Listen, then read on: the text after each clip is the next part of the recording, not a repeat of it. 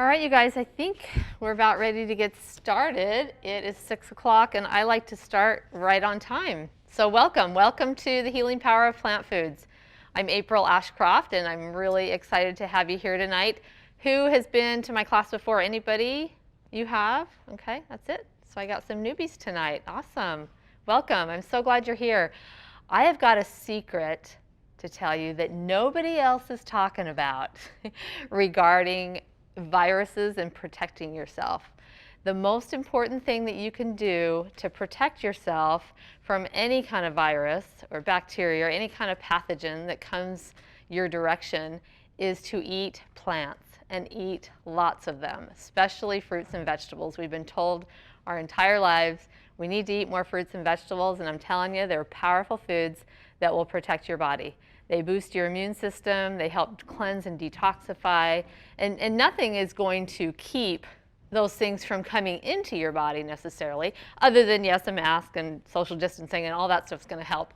But you know, we're all going to get exposed to things throughout our life, no matter what we do. We live in an imperfect world, and actually we need some stimulation occasionally to boost our immune system. But if our bodies are strong, if our immune system's strong, and our body's ability to cleanse and detoxify are there, we can take on anything, and it can protect us. So we just need to ramp up the fruits and vegetables and the colorful plant foods, and just get the inside of our bodies super, super healthy, and we'll be good, even when we're old, so older. So welcome. I'm super excited. I grew up in a standard American family, eating the standard American diet, and I've watched them get the standard American diseases. Both my parents died of cancer. I have heart disease, diabetes, strokes, kidney failure. All of that is in my immediate family.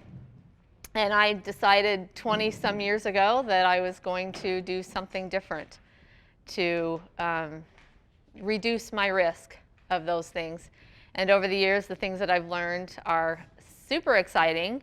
And I wish I would have known these things 40 years ago, and I could have taught my family something that might have helped. I don't know. I try to teach them now, and they don't really pay a whole lot of attention to me. I'm kind of the weird one in the family. So, but anyway, I've seen the benefits in myself personally, and I've seen benefits in other people who have come to my classes. I've been teaching since 2005, and I continually get people coming up to me all the time after classes saying, the success that they've had eating a plant-based diet mainly. And I don't really push the whole vegan vegetarian thing. I am 100% whole food plant-based, have been that way for 30 years. It'll be 30 years actually this next January. And I think it's the best thing ever, but there's very few people that are willing to dive in and do that 100%. But I tell people, the closer you can get to like 90%, the better, at least 90%. But anywhere towards that direction is good. And it's not about eliminating things mostly for me. It's about including things. This is all about inclusion. It's about abundance. We have so many, in fact, when the shelves were clean and you couldn't find anything, you go to the produce section, my heck, there was everything there. You could get anything you wanted. I hope it's always going to be that way, because you can get all you need from the produce section of the grocery store. So, and that's what we're going to be doing tonight. In September, I'm a little torn between summer and fall. It's like in St. George, we're summer. We're raging 97 degrees, I think, today, and that's summertime. But yet we've got these squashes and all these fall foods coming on, and apples and pears, and I'm like, what am I going to do for my class? Well, I haven't done a class all summer pretty much, and I haven't done any salads, so I'm always excited to do salads, and I'm still doing salads this time of year anyway. So we're going to do some salads tonight, and we're also going to do a patty, a burger patty, whichever. And I'm going to show you a little bit different way of doing that. I call it a patty stack. I don't actually have that on your recipe sheet, but I have found that when I hide the patty, this delicious, flavorful bean patty with bread and ketchup and mustard and mayo and all the things, you don't even taste the patty. So I have kind of created this thing called a patty stack, and I like to take the patty and stack it with different things. And so I'm just going to do a couple of salads, which are that represents some of the things that I like to put on top of the patty, and it's so good that way. So Anyway, I'm going to go ahead and get started. We're going to start off. I'm going to get the patties going so we can get those in the oven. And this is a Chipotle patty. And we are starting off with some cooked kidney beans. And I've cooked these from scratch. You just take the beans. I do most all my beans from scratch. You take the dry bean and you soak it in water. Yes? Yes. Yes. And did everybody get a recipe sheet? If you didn't, they're down here on the table. But I take the dry bean, I cover it with water for 8 to 24 hours. And the longer you let those soak, up till about 24 hours, you don't want to go too much longer because they'll start to go bad, ferment, whatever. But the longer you let those go to that point, they'll get more bubbly on top, and then you dump that down the drain, and that gets rid of some of the problem with the gas problem that you want to get rid of. And then you rinse them really good. I throw them in my crock pot, cover them with water, and I cook them on like low to medium in my crock pot for 8 hours. And I cook them all night or all day while I'm at work, and they're done. I mean, they take literally no time at all to do that. If you want to use canned beans, use canned beans. They're great. Just be careful about, your sodium content. Rinse them really, really well. Don't be afraid to use canned beans. They're great. But I'm kind of a purist, so I like to do it myself. They're super easy that way. So I've got about 2½ cups. Your recipe says 2 cups. I've got just a little bit more in here of kidney beans. And then I'm going to add some onion to that. And this is just a small onion. And I'm going to chop this in my Vidalia Chop Wizard. Anybody have one of these? Good. If you don't, you might want to go to, tonight after class, I guarantee you're going to want to go to Bed Bath & Beyond and pick you one up. They're an awesome tool.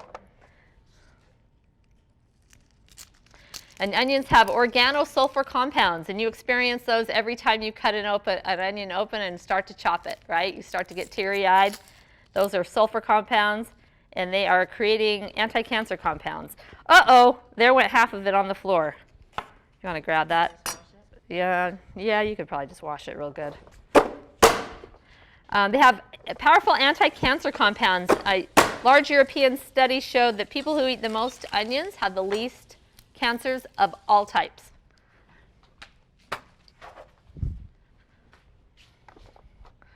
So, awesome, thank you.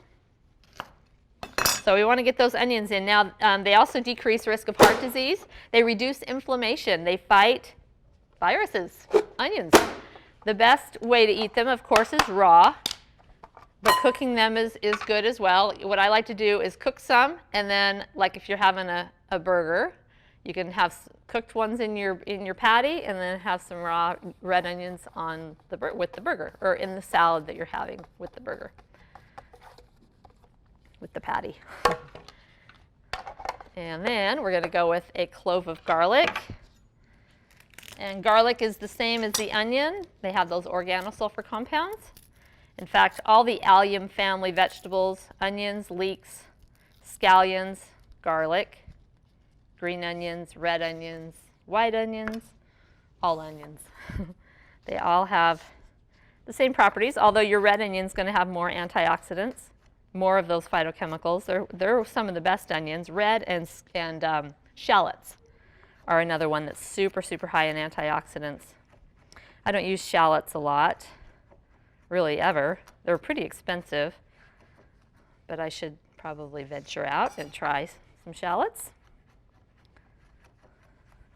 And I don't know if you've heard, but there's a compound in garlic, and I think onions and all the allium vegetables, called allanase, and that is developed after it's chopped. And the same with the onion. Once you, and we feel that when you chop that onion and you start to tear, that onion won't affect you at all until you start chopping it. And that's when those compounds start to develop. And if you let them sit a while before you cook them, you develop more of those. So I don't know if you've ever heard that when you're chopping a clove of garlic, to let it sit for 10 minutes, and that turns that allium into allianase or something like that. I can't remember those terms, but kind of like with the organosulfur compounds, it changes them. So we're just chopping those up really fine. Throw those in the patties. And then we're going to add a cup of rolled oats. And then we're going to add a teaspoon of Mrs. Dash Southwest Chipotle seasoning. And I love, there's a ton of Mrs. Dash seasonings. They are just great. No salt. But then I do add salt as well. We're also going to add some oregano, a teaspoon of oregano, a teaspoon of thyme, and a half a teaspoon of cumin. And I'm also going to add a teaspoon of salt. And this is the real salt or sea salt, whichever salt you want to use. And of course, you can adjust that to your liking. And then we're going to add some tomato paste. And I like using tomato paste with, when something calls for tomato sauce, I will often use tomato paste and just add water. Because when I look on the back of a can of tomato sauce, and I hope you all look on the back of your food packages that you buy. Hopefully you're not buying a whole lot of items in packaging. But when you look on the back and you want to look at the ingredient list, it doesn't matter what it says on the front, low fat, no fat, you know, whatever it says, low sugar, whatever it says, don't pay any attention to that. You got to look at the back.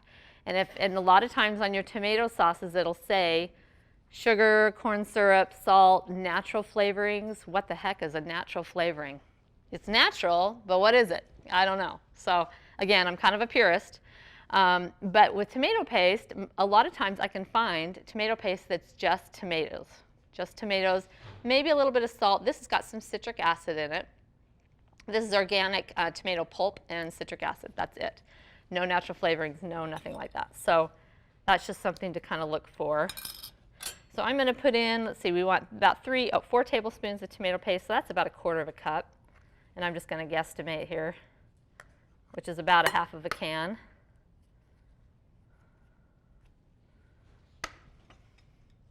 And then we've got our seasonings, Mrs. Dash, we've got our oats, and that's everything. So and I usually use a pastry cutter to mash all this, and I forgot to bring my pastry cutter, so we're just going to use this big hefty knife here. Pastry cutter works really good for this if you've got a pastry cutter. But a knife will work as well. And we just want to get that mashed up to where everything's mixed well, and it's holding together when you form it into a ball or into a patty. And if you need more oats, you can always add more oats. Hopefully we won't need any more oats because I didn't bring any more oats. Although I could add a little bit of rice, which I have. So we want to get those things all mixed up really good. Now beans, if you're not eating a lot of beans, we need to eat more beans. Beans and greens are some of your best foods for protein, for your gut, for building your gut microbiome. You know, a lot of people are taking probiotics to rebuild their gut bacteria. The best way to build your gut bacteria, your microbiome, is to eat more plant foods, more fiber. Beans are one of your best foods for that, beans and greens. But beans in particular, beans contain resistant starch. Actually, all legumes, beans, peas, and lentils, they contain resistant starch that resists digestion in the small intestine, moves into the large intestine, undigested, and feeds, it breaks down into fatty acids and feeds those little microbes, your gut bugs. It's their favorite food. So people that eat beans, a cup twice a week, let's see, what was it? 50,000 people, a study. Those who ate a cup of beans twice a week had half the risk of colon cancer. It removes fats and cholesterol out of the body, reducing your risk of cholesterol. People that eat beans on a regular basis have been shown to have smaller waistlines. You increase fat burning and decrease fat storage after a meal when you've had beans with that meal. They're filling. And if they cause a problem in your gut, that means they're working really good and you just need to keep eating them. But if it's a real problem, just cut back to a 1/2 cup a day instead of a cup a day, or a 1/4 cup a day, or even a tablespoon a day. Studies show that just even a tablespoon of beans a day is significantly beneficial to your health. So that's looking pretty good.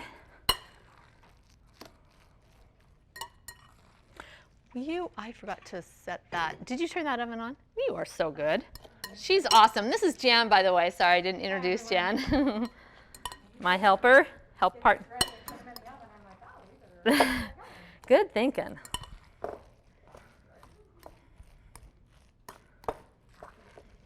Beans are full of fiber. Beans are full of folate. I think I mentioned the fiber already. Let's see. We got some more bean information here. Legumes. Oh, they help to lower blood pressure. They regulate blood sugar. They're great. Beans are great for people with diabetes. Okay, that's looking, we want to make sure those will hold together really well. And then what we're going to do is take our pastry or our cookie sheet. And I've got these little plastic measuring cups that I don't really use for anything but scooping out patty mixture, because they kind of bend and they're easy to work with. And I like to use a little half-cup scoop or a quarter. Actually, I use a quarter cup or a half-cup scoop normally, but we're going to make little patties, so you can all try one. So I'm using a quarter cup, and we've got 2, 4, 6, 8, 10, 11. So like a quarter cup, I think is going to be perfect. So I just measure it up, pack it in there, go like that. And just form it into a patty. I don't know if I said this, but when I do a half a cup, I get about 7 patties out of this. So that's perfect. Just make it nice and just however you like it. And of course, these aren't going to spread or anything like a cookie, so you can put them very close together. And I'm going to just have Jan do those. Yes, please do. I rather use that than oil, and it's much cleaner. If you've used parchment before, it's wonderful. I mean, there's no scraping cookie sheets or anything like that. It just cleans up so well. The other question is, so as I've aged, I've gotten lazy about cutting up my onions and garlic, and so I buy frozen onions that are cut up, and I buy chopped up garlic in a jar. So am I losing? You know what? I'm not really sure. That's a really great question. In fact, I'll tell you where you can probably find out, and I'm going to try to remember to go home and ask that, because I've gotten that question before. Nutritionfacts.org. It's Dr. Michael Greger. I've given you some homework down at the bottom of your recipe sheet. I hope you'll all go home and watch a YouTube video of one of those doctors. And Dr. Michael Greger is with nutritionfacts.org, and he's done a video every other day for the last 8 years, I think, or more, about a topic, some topic. And it's about food, about disease, and I'll bet he's talked about the difference between pre-cut garlic and onions and the fresh. I'm guessing the fresh is always best, but I think there's probably still some benefit to the chopped. The only problem I would find with the chopped pre-done garlic possibly is that it's packed in oil, and I'm going to talk about oil shortly. And so are they packed in oil? I think they're water. Water, okay, that's good. So anyway, you know, if it helps you to eat more of it, and then it's probably going to be okay than not eating it at all. But all right, let's see. We're going to do, you know what we're going to do actually now, because I want to get this ice cream going. We're going to make our ice cream, and let's see. I believe that eating a plant-based diet, eating any kind of diet, deserves some good desserts. But they need to be healthy desserts. They need to be, not going to be shutting down your arteries and causing health problems. So I like to do desserts with whole foods. And we're going to make a cream out of nuts and dates. Dates are my favorite sweetener. Nuts and seeds are one of my favorite ways to make things creamy. Another way to make things creamy is to blend beans, blend some types of vegetables. I love blending cauliflower. Yellow squash makes a nice creamy like soup base. There's several vegetables. Cauliflower and broccoli stalks actually make a nice cream. Not quite as good as cauliflower. Cauliflower is about the best. But we don't want to use that in a dessert. You want to use nuts in a dessert that adds some richness and deliciousness. So what I've got here is a cup of pecans and a cup of dates. And these are Deglet nor pitted dates. You can get them at Costco. You can get them pretty much anywhere. That's about the cheapest place to get them. But I've got these soaking in 2 cups of water, and I've had them just soaking overnight. Just a few hours, 4 hours would be sufficient enough. If you've got a good strong blender, you really wouldn't need to soak them at all. You could just say, I want some ice cream, let's just make it. And it would blend up just fine. But it's best if you can soak them and let them soften up, and it blends easier, because this machine will heat. If you've got a Vitamix or a Blendtec, it'll heat up before this gets to the creaminess that you want it. And then you're going to have to put it in the fridge and wait before you freeze it. So I like to soak it in water while it's in the fridge getting cold. So, and I've just got 2 cups of water in here. Yes? Does that include that water that you soak those in? You soak them in 2 cups of water, and that's the recipe. Yep. Yep, you use the same water that you did to soak them. I do. Some people who are really super purists, like raw, I know a lot of raw foodies, they'll say dump the water off because you're getting rid of some kind of enzyme. I think almonds are that way maybe, but I don't know about walnuts and pecans. I just use it because I don't want to lose any of the nutrients. So, okay, so we've got a cup of dates, and make sure they're pitted. When you pull those dates out of the container that says pitted dates, give them a little squeeze and make sure they're still pitted. They're pitted, because last thing you want to do is hear some clanging in your blender and have to dig out a pit. So, and I'm going to start blending this just with those 2 cups because it blends better when there's less water.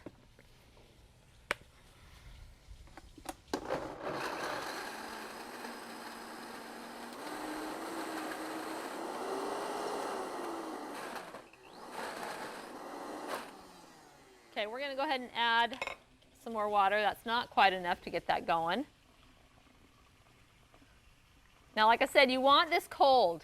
So I like to, the water I'm adding, I like to put ice in it so it's good and cold. So it's ice water. In fact, I'm going to put that ice in here because this, like I say, will get warm. Yeah, I didn't want to have to use that.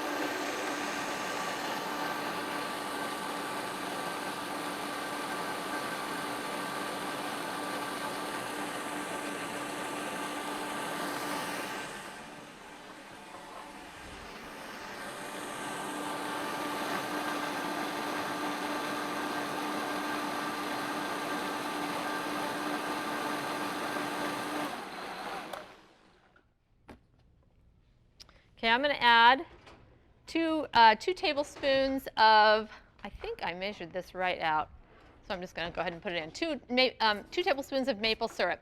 So this is how you want to use your processed sweeteners.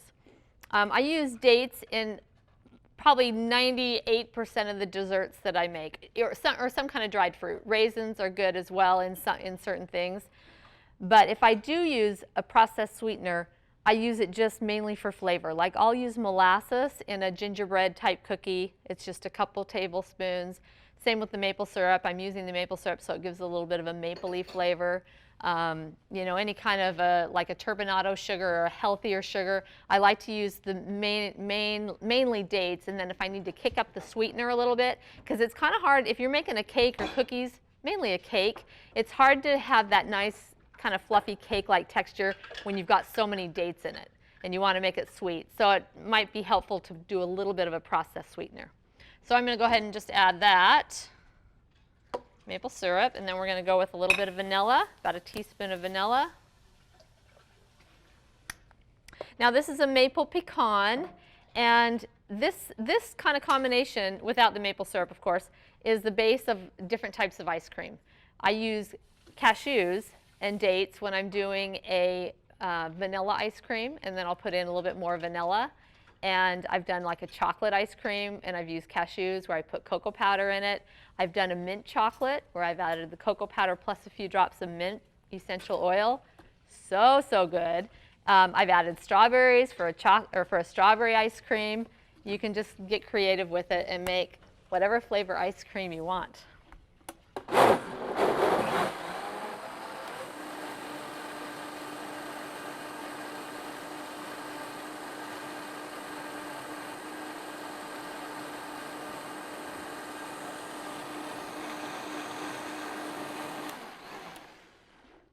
Okay, we'll go ahead and add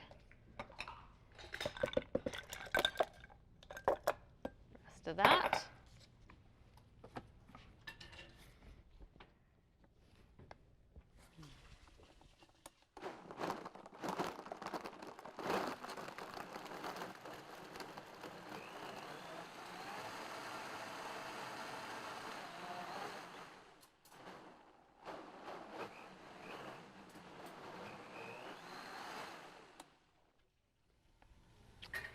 All right. So I've got an ice cream freezer, and I'll just show it to you. You got to put it in. You got to put the ice cream in after you get it going. So I'm just going to show this to you. This is a Cuisinart, I believe. Yes, you can get a smaller version of them at Costco if you like ice cream, homemade ice cream. It's the way to go. It's got a base that I'll take out of the freezer. I keep it in the freezer always. So when I want ice cream, all I have to do is pull that out and it's ready to go. So I just put that right in there, and it's on a little spindle. Stick that in there, and I'm going to pour the ice cream in there, get it going, and it'll be ready in 20 minutes. Whoops. And I'll let you do that. Okay, so I'm just pouring this. Yeah, we got to get it going first. If you pour it before you start it, it freezes instantly, and then your little paddle won't be able to turn. I did that before in a class, and it was very not good. So. Okay, ready to go? Yep, it's ready to go. Okay, let's see. We'll do our salads. We'll do our Mexican kale salad. Who likes kale? Who doesn't like kale? Okay, I'm going to maybe get you to like kale tonight, maybe. Okay, what's that? Yeah, we're covering it up. We are. That's the trick. So I am going to, I've got this is about 5 ounces with the stalks, so I'm just going to strip off the stalks. When I'm cooking kale and like doing a soup, I'll use the stalk because I feel like the stalk is part of the bloodline. You know, it's there's nutrients in there, and I want to use that. But for a salad, when I don't want big chunky stalk in there, I'm going to strip it off. In a soup, when there's lots of vegetables, you don't even know the stalk's in there.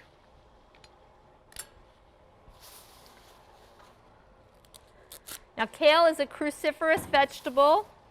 Cruciferous vegetables include kale, collards, arugula, bok choy, broccoli, watercress, Brussels sprouts, cabbage, turnips, radishes, and they are the most powerful anti-cancer foods of all foods.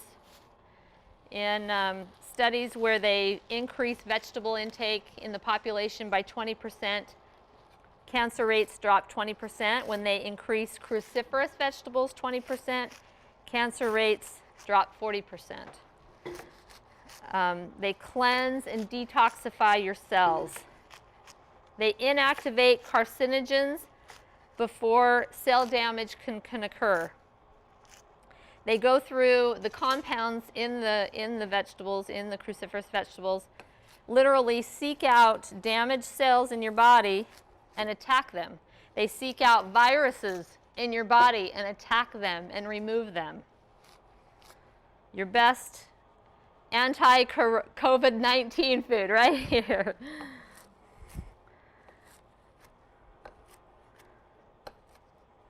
They contain lutein, and people with the highest levels of lutein in their blood have the cleanest arteries with no atherosclerosis. They help to lower cholesterol, reduce blood pressure. Green leafy vegetables is the richest source of calcium. Where does the cow get her calcium from? Does she drink a glass of milk every day? Nope. Or nurse off her mommy cow? Nope. She's eating greens. Best source of calcium right here. In fact, you absorb more calcium from green leafy vegetables than you do from milk. And there's all kinds of bonuses that come with the greens, like the things that I talked about before. And with cow's milk, you've got baggage. You've got saturated fat and cholesterol. You have no fiber. Kale is loaded with fiber. Another great way to feed your microbiome is greens. They're great for the eyes. Lutein, they're high in lutein. I mentioned that. And lutein is found in the retina of the eye. It helps with night vision.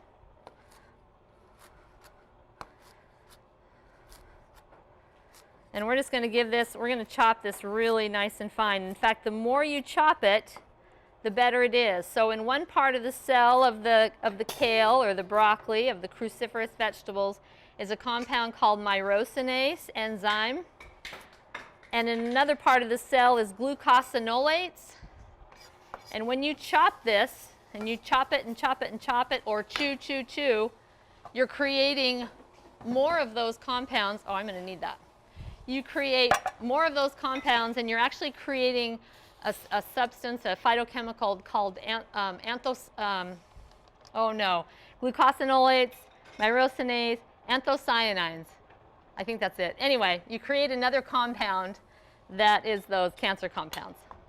So what we're going to do with our kale to make it taste good is we are going to massage it. And I'm trying to see, okay, we do want an entire avocado. I think we're just using half.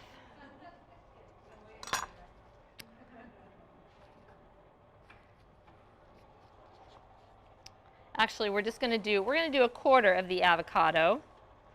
That's what we're doing. I'm going to take a quarter of that.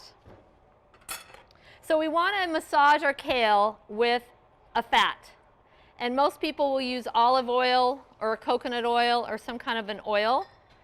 The problem with oil is those fats are not bound to anything. It's just free-flowing oils that go into your bloodstream and then go right to where you don't want it to go.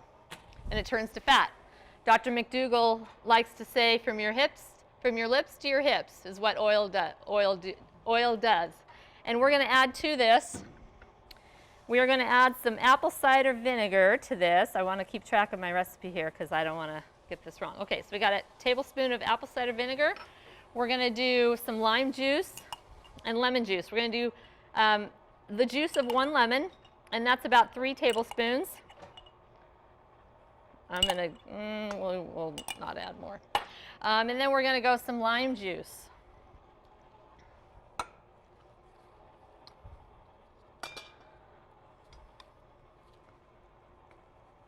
The juice of one lime.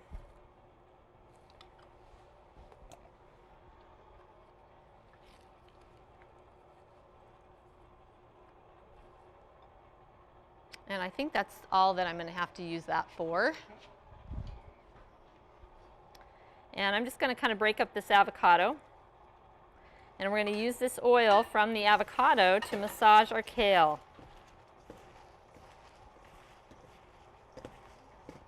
So again, the oils in an avocado, the fats are bound to the fibers in the avocado.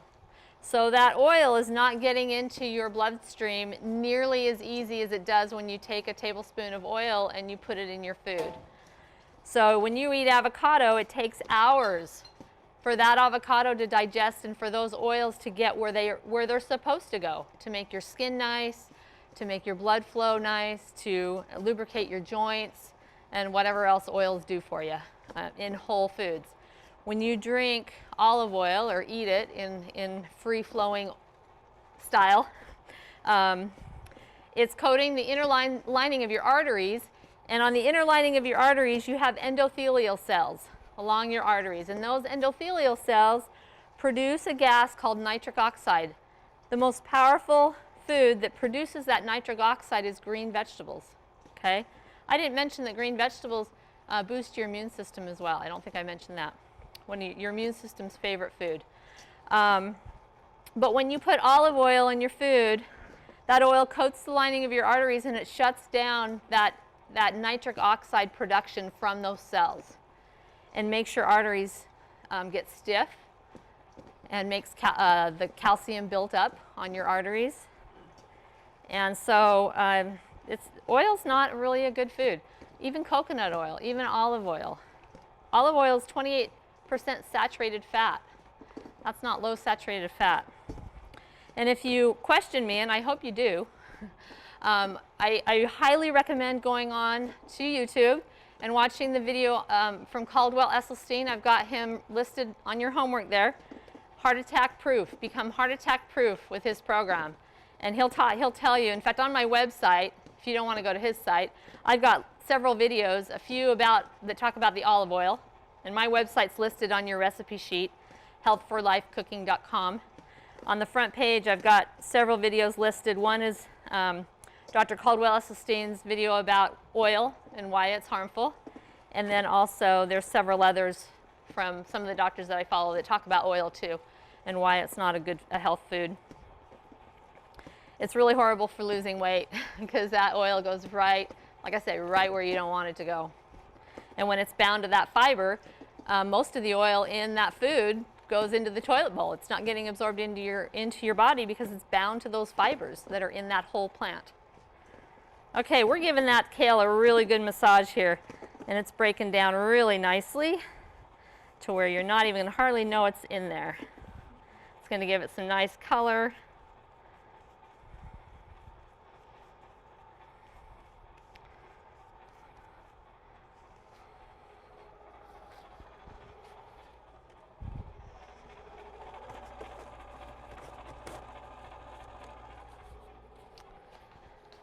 All right, so we've got, okay, so we're adding brown rice to this, and I have cooked the brown rice ahead of time.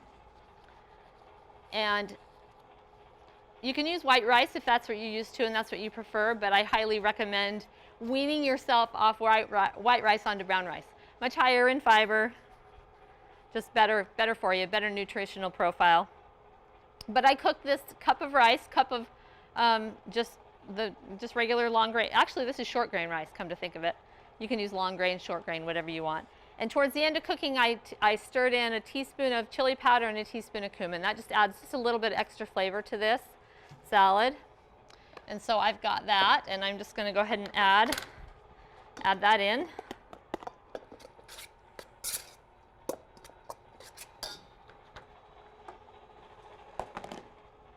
We don't want to be afraid of grains. Grains are a great source of carbohydrates. If you want to have lots of energy, eat lots of carbohydrates. A low carb, high protein diet is not a high energy diet. I know people that do the keto thing and they find they just don't have a whole lot of energy a lot of the time. Okay, so we've got our rice, we've got our kale, we got some of the avocado in there. I'm going to set this off to the side for now. We're going to do 2 jalapeno peppers. And I like doing the red jalapenos. When they're red, they're ripe. Did you know that green peppers are ripe, are not ripe until you let them sit on the vine and let them turn red? So I'm going to use, because the heat is in the seeds, I'm going to use some seeds.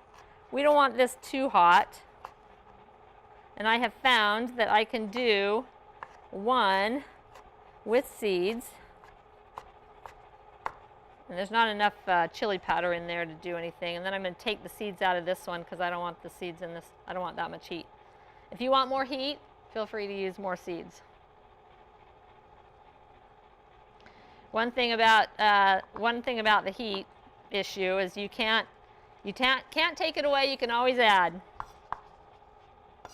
I have a recipe for Texas caviar. It's a kind of a peppercorn black bean salad, and it called for, I think, 4 jalapenos, and I was just getting brave and adding a few more seeds than I normally do, and man, that thing was so hot and spicy. I had to like double the recipe, and it was still spicy. I had Texas caviar to eat for 10 days. So we're just going to give those a good chop.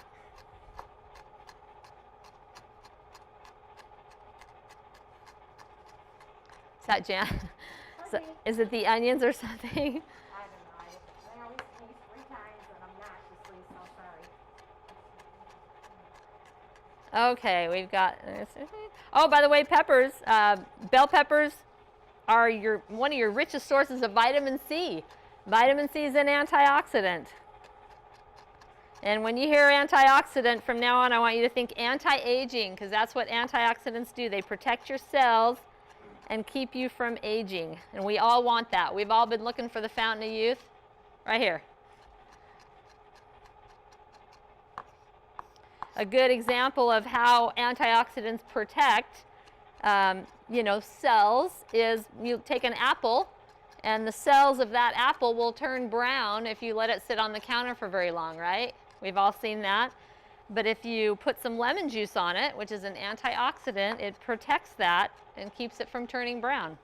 And if our entire body was exposed to different things and made it turn brown, would we start having pain issues and maybe get diseases and things?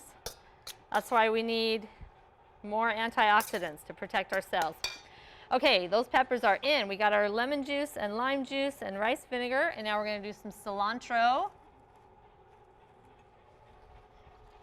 Cilantro is a very good detoxification herb, good blood cleaner.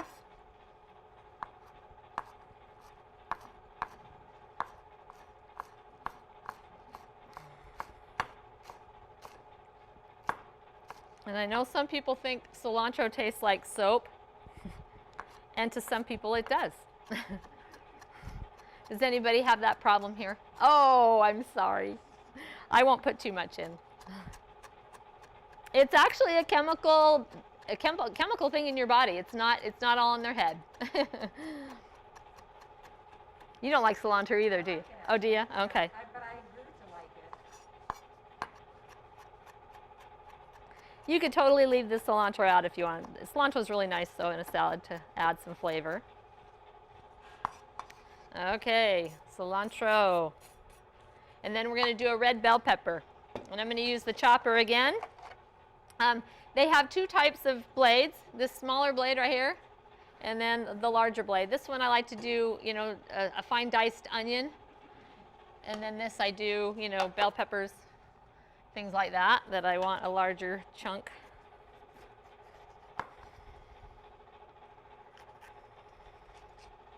And guess where most of the vitamin C is in a bell pepper? The part we throw in the garbage. Actually, I knew somebody that threw this in their Vitamix with their smoothie in the morning. I did that once and it didn't taste very good. Oh wait, I don't want to chop that. Kind of ruined the flavor. So I'll get my antioxidants in another way, my vitamin C. We're still getting some of that in some of that pepper we're using, so.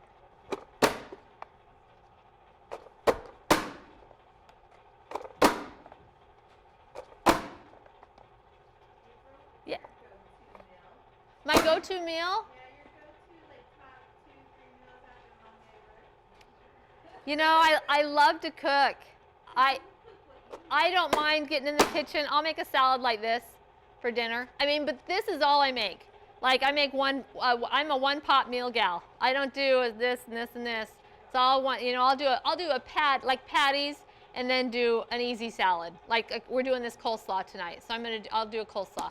Or my favorite go-to though, really, is just a green. I pick a green that I want to use. Every night it's something with green leafies, broccoli, kale, collards, cabbage. That's the base. And then I'll add rice, beans, and flavor it up with whatever, Mexican, Italian, Indian. And so mainly that greens, grains, and beans, and I might add some seeds or nuts or some kind of a sauce to it or something, but that's kind of the base. And you can keep it super simple. Like right now I'm doing a lot of like grains and vegetable combinations that I love. One of my favorite that's super simple And I know I'm crazy about kale. I love kale. But I'll steam up some kale with some onion and garlic, and I'll mix in some rice, and then I'll make a cauliflower cream out of steamed cauliflower and pour that over. I love that. It's so simple.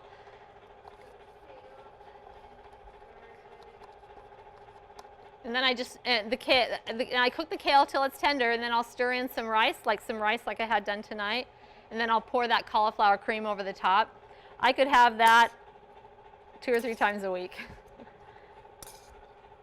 And you could throw in some beans, you know. I mean, you just add to it. Okay, so we just put those peppers in there. And then we're going to go with some scallions. Now you can do some red onion on this also, but we're doing red onion in the coleslaw, so we'll just do some scallions in this. And I'm just going to slice these. And this is an entire bunch.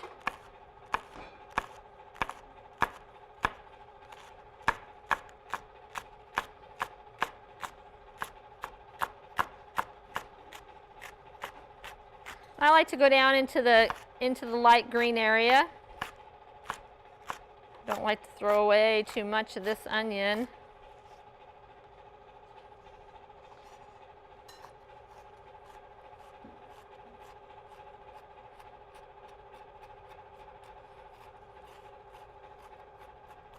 And of course, the more you chop it up, the more you're releasing those compounds, and you're making it so you're dispersing more of the onion throughout the salad so you don't get big chunks of onion for those people that really don't like onion.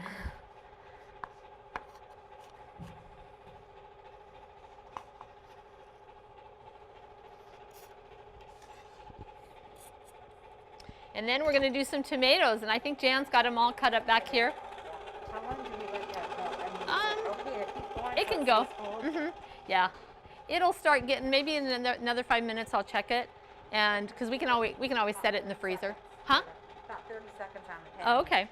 So I'm using, it says 3 tomatoes chopped, and I would normally use the Vidalia to chop them or cut them by hand. It's kind of nice to cut them by hand sometimes when you're doing a salad like this so they don't just disintegrate. This chopper will make them pretty juicy. But I do like using grape tomatoes. I got these at the farmer's market on Saturday, and they're just really nice, yummy. They look different than a grape tomato. They're a little bit longer. There was actually a combination, some cherry and then some of these longer ones. I'm not sure what they are, but they looked so good. So we're going to add those. And that's about a container worth. So the containers that you buy at the store, it's about that much. All right, and then we're going to go with some black beans. And normally, if I was to do this and serve this on patties like I'm doing tonight, I may not add the black beans because we've got the beans in the patty, but I am going to add some of these just to add some nice color. Maybe not all of them. Oh, and I want to add some corn as well. We're going to add two ears or 2 cups. This is actually a little bit more than 2 cups. Or, yeah, 2 cups because I'm using 2 full ears of corn.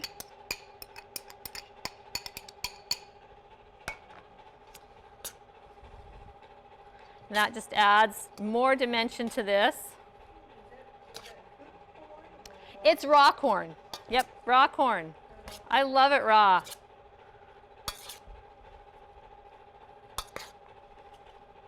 We'll go with a few more black beans on that. In fact, maybe we'll just add them all. There's another dish for you. And then we're going to go with some salt. I'm going to add,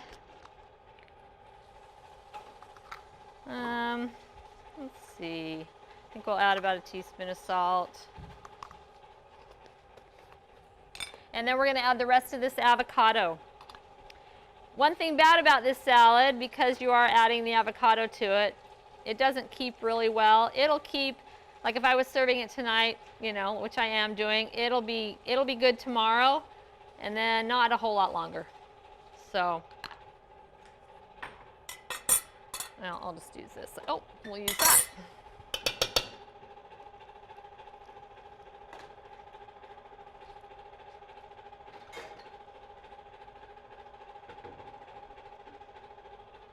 Little brown spot there.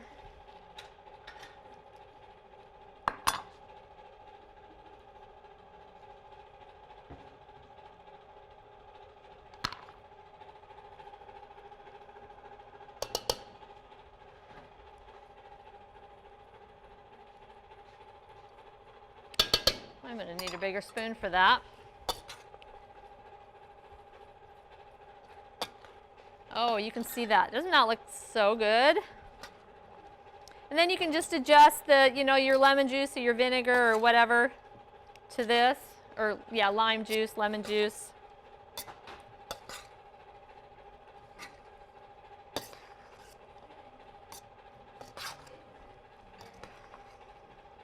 When you get a combination of plant foods, vegetables, beans, your good fats. And by the way, when you add fats, avocado, nuts, seeds, to vegetables, you're increasing the absorption of the nutrients in those vegetables by up to 10 times. So you want to add a little bit of fat to your food if you can. Although fruits and vegetables naturally have fats in them already, so you really don't need to add a whole lot more. But research has shown that when you add that extra little bit of fat, in fact, it was done. In fact, Dr. Michael Greger, nutritionfacts.org, he does a video about that. He talks about salsa. And when you add avocado to salsa, you're absorbing 10 times more of the lycopene than when you did not have that avocado with it. So add in that avocado to your salsa. Oh, and I was just going to say too, just the phytochemical combination in the salad, the red, the green, the black from the beans, and the nutrients from the tomatoes, the lycopene, all these compounds come together like a symphony and create more compounds and just feed your body so well. I mean, your cells are just loving this, and just, this is where health comes from, right here. Okay, I'm going to, Jen, will you just kind of have a little taste of that and see if it can take more of that lemon juice? I may have Jan a little bit more lemon juice. I'm going to have her try that. So, okay, we want to do our coleslaw. Let me take a peek at that. And that's looking like, this ice cream's done, so. It tastes delish. Okay, good. I think we could.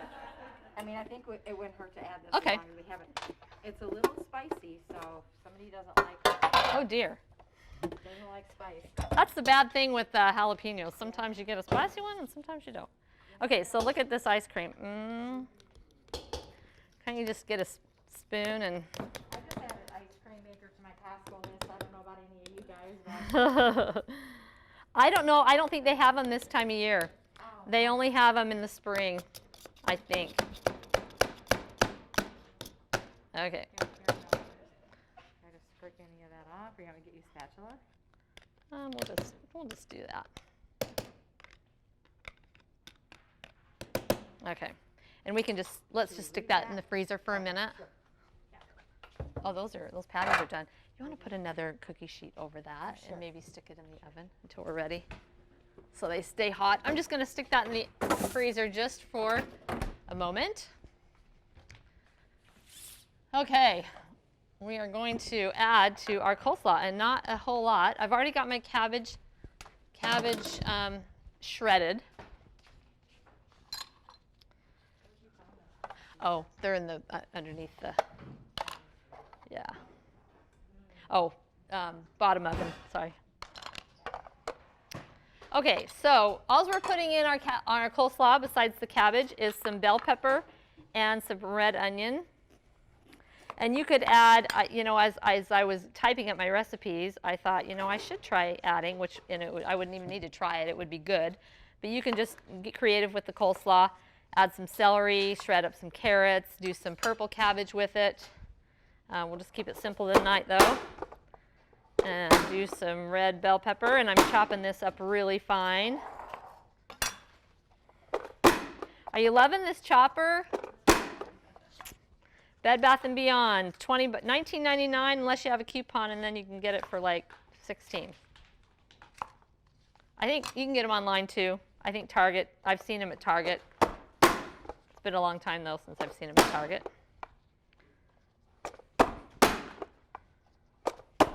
Oh, we still got to do the dressing too.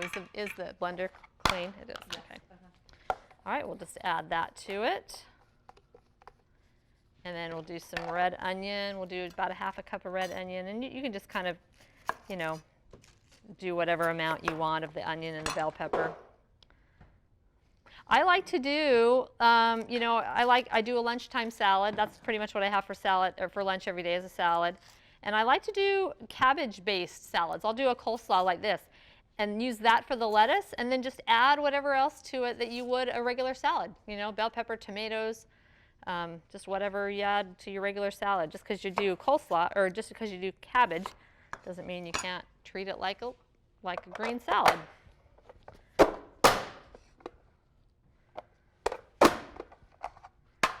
And we will go maybe a little bit more.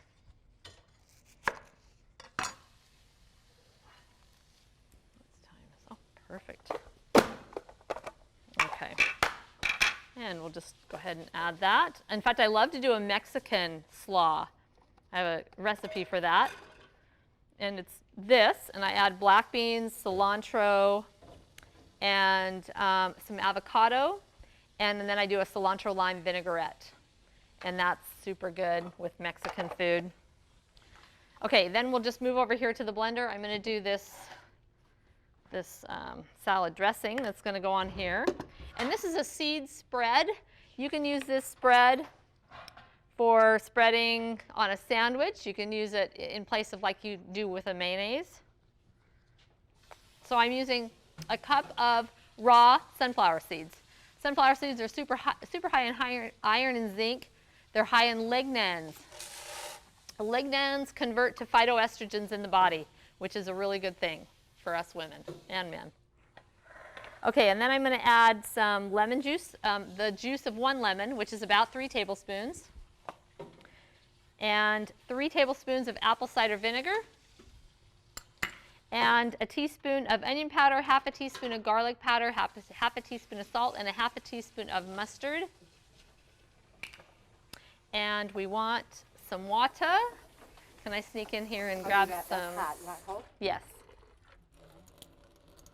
Well, yeah. I think you go the other way. The other way. It's just warm water. Isn't that warm water? There we go. We There want we go. cold water. Yeah, we were going the wrong way. Okay. And again, I want to start out with not quite the amount that I need exactly, just to blend it down pretty creamy. And if you wanted to soak these, in fact, you would want to soak if you don't have a strong blender like a Vitamix or Blendtec, you'd want to soak those seeds in that water, in that cup of water, for a few hours before you blend. And like I say, if you've got a blender that isn't quite as strong as this, it'll blend it up pretty creamy. It takes a pretty good blender to make it super creamy like it's going to be. And I encourage people to save your dollars and invest in a good strong blender if you're going to kind of move towards more plant-based eating and making sauces and soups and creamy things with nuts. It's one of your best investments. I've had this machine for about 18 years. Same machine, never has been in the shop to get fixed. I have changed these out because they get kind of crummy looking and they will start to leak. But this is a major appliance. I use it as much as any other appliance in my kitchen, my washer dryer, my dishwasher.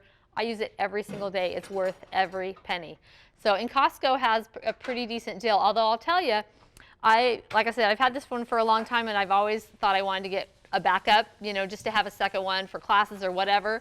So I bought this one at Costco that's a cheaper model, and I was so excited, and I got it home and I used it, and it was so loud and clanky, it just didn't seem like it was as good. Now, if you've never had one, it would probably be fine, but this is a 5,000, and I probably wouldn't want to go less than, I wouldn't want to go to a 4,500 or whatever. I don't know if that, it was kind of just a basic model. But again, if you've never had one, it would be fine. I bet it would do the job. It was just really loud.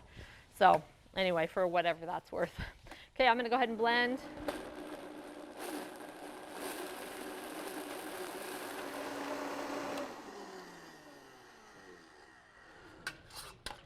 Okay, so again, this will get warm and is a bit warm. So what I would do, I don't think I've got any ice cubes in here. I think I used them all in my water. Yeah, it'll be okay. I'm going to add a little bit more water though.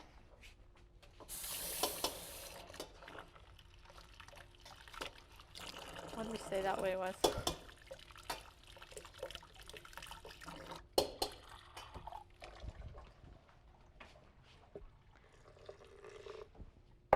Now, because the seeds will swell, if I put this in the refrigerator like this and it sits overnight, those seeds are going to swell, the fibers. And when you take it out the next day, it's going to be really thick like a mayonnaise. And that's when you can use it for a sandwich spread or something like that.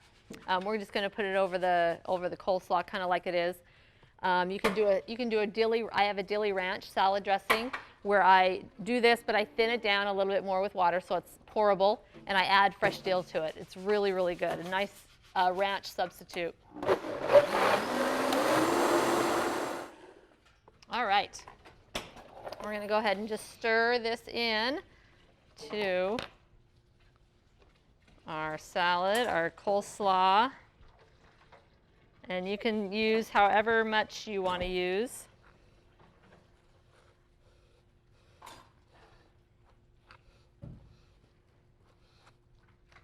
I'll move over here, I guess. Oh.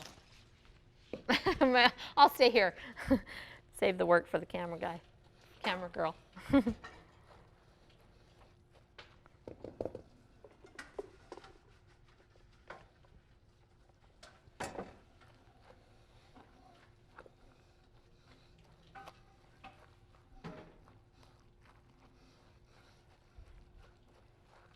So cabbage, of course, is that cruciferous vegetable as well. Women with cabbage, in particular raw cabbage, women who have that BRCA gene, is it, that are predisposed to breast cancer, women who eat raw cabbage regularly reduce their risk even when they're predisposed to that. They greatly reduce their risk. There's a percentage that was quoted, but I can't remember what it is.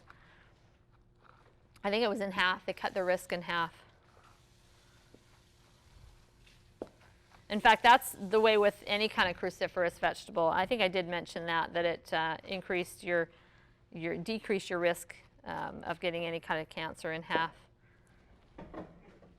Okay, so we are going to, because we're doing a patty stack, and we're not stacking it very high with anything, but we're going to go ahead and put a patty on each plate. You want to just go ahead and serve that up, and I will grab a thing of coleslaw. This is the best. The coleslaw on top of the patty is the best, I think. And when it's fun to have a burger. I like a burger. Make the whole with the bread and the ketchup and the mustard and all that. But the more I did this, I would go back and think I wanted a real sandwich with it. And I was always disappointed. Was like, I like the stack better. I can taste the patty. These patties are so flavorful. I just like it a lot better. So I hope you like this version. We'll go ahead and stack or put some of that salad on the side as well, the kale salad. So the best gift that you can give to your family and friends is a healthier you.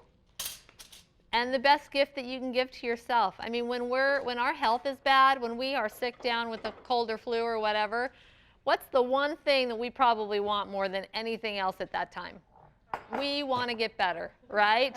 What did you say? Oh, food-wise?